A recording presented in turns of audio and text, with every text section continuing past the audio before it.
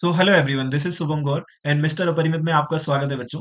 तो बच्चों, आज मैं आपको एक स्टोरी सुनाने वाला हूँ और इस स्टोरी से आप ये सीख सकते हैं कि आपका लाइफ में स्ट्रगल करना कितना जरूरी है। तो बच्चों, स्टोरी कुछ ऐसे स्टार्ट होती है कि जापान में एक फिश मार्केट हुआ करता था काफी टाइम पहले। और वो जो फिश मार्केट था ना, वो अपनी वेराइटी के लिए बहुत ज्यादा फेमस था। मतलब वहाँ पे जिस लेवल की फिश वो लाते थे मार्केट में, उसकी क्वालिटी बहुत ही अच्छी हुआ करती थी। तो उसकी वजह से होता क्या था कि जो जैपनीज पीपल थे, वो फिश को लेके बहुत ज्यादा पर्टिकुलर थे, मतलब अपने टेस्ट वर्ड्स को लेके और इन चीज़ों को लेके बहुत ज़्यादा पर्टिकुलर थे।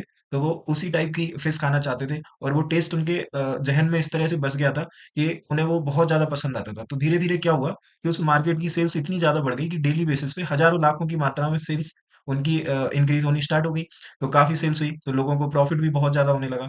तो बहुत सारे जो लोकल लोग वहाँ पे थे ना, उनका सर्वाइवल बहुत अच्छा होना स्टार्ट हो गया, उनकी लाइफ़ बहुत अच्छी स्टार्ट हो गई उन्हीं, है ना? तो इस तरह से चीज़ें चल रही थी। कुछ टाइम के बाद क्या हुआ कि सब कुछ जब सही चल रहा था, तो धीरे-धीरे एक टाइम के बाद उस मार्केट में डाउनफॉल आना स्टार्ट हो गया, है ना? तो जब डाउनफॉल आया तो धीरे-धीरे सेल्स भी गिरी तो लोगों की लाइफ हैम्पर होना स्टार्ट हो गई। अब लोगों ने सोचा कि ऐसे तो काम नहीं चलेगा, तो फिर एक मीटिंग बुलाई गई और सबको इकट्ठा किया गया और इस बात का रीज़न जानने की कोशिश की गई कि भई ऐसा क्यों हो रहा है?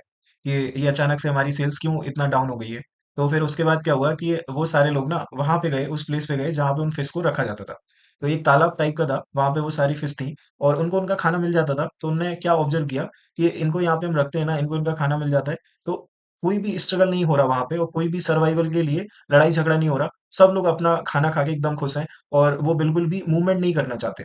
तो वहाँ पे मूवमेंट बहुत कम हो गया था। उन्होंने ये चीज़ ऑब्ज़र्व करी कि इनको इनका खाना मिल जाता है, तो ये अपनी जगह पे बस डले रहते हैं, ऐसा होता है। तो फिर एक जन के दिमाग में आइडिया आया कि इनको दौड़ाने के लिए कुछ तो करना पड़ेगा। तो उन्होंने कहा कि वहाँ पे क्रोकोडाइल डाल देते हैं। तो भई उस पॉन्ड में क्रोकोडाइल को डाला गया। तो जब क्रोकोडाइल डाला तो प्रॉब्लम क्या हो गई कि अब पता है फिश को कि भई अगर अब भी नहीं दौड़ेंगे ना तो हमारी जान चली जाएगी, क्योंकि क्रोकोडाइल आएगा वो उसको खा जाएगा, है ना? तो अब क्या हुआ कि अब जो लड़ाई चालू हुई ना वो सर्वाइवल के लिए चालू हुई। तो डेली फिश दौड़ती थी अपने सर्वाइवल के लिए कि अगर नहीं दौड़ेंगे तो मारे जाएँगे, ठीक है? तो इस तरह से चीज़ें हुई। तो फिर सारी फिश के अंदर ना मूवमेंट चालू हो गया और मूवमेंट इतना ज़्यादा चालू हो गया, लेकिन उसके बाद भी क्या हुआ कि ऐसा तो नहीं होगा कि एक भी फिश उसके बाद भी नहीं खाई जाएगी। तो कुछ फिश तो उसके बाद भी खाई गई जो थोड़ी-सी कमज़ोर थी और ज़्यादा मूवमेंट नहीं कर सकती थी, तो वो नहीं बच पाई, वो खा ली गई। लेकिन उसके बाद जो फिश रह गई उस तालाब के अंदर और उनको जब मार्केट में लाया गया, है ना? और उनको जब मार्केट में लाके बेचा गया, तो उनका टेस्ट भी सेम मिला जो पहले के टाइम पे हुआ करता था। तो ऐसे करके ना वो मार्केट फिर से सर्वाइव हो गया और जो सेल्स एकदम ज़ीरो के लेवल पे आ गई थी और कम से कम हो गई थी, वो फिर से इंक्रीज़ होके वापस से वहीं पे पहुँच गई। और ये आज की स्टोरी है बच्चों। तो आपको बताना है कि आपने इस स्टोरी से क्या सीखा है और ये आप मुझे कमेंट में बता सकते हो। तो मैं इंतज़ार रहेगा मुझे आपके कमेंट का। तो ये आज की स्टोरी थी।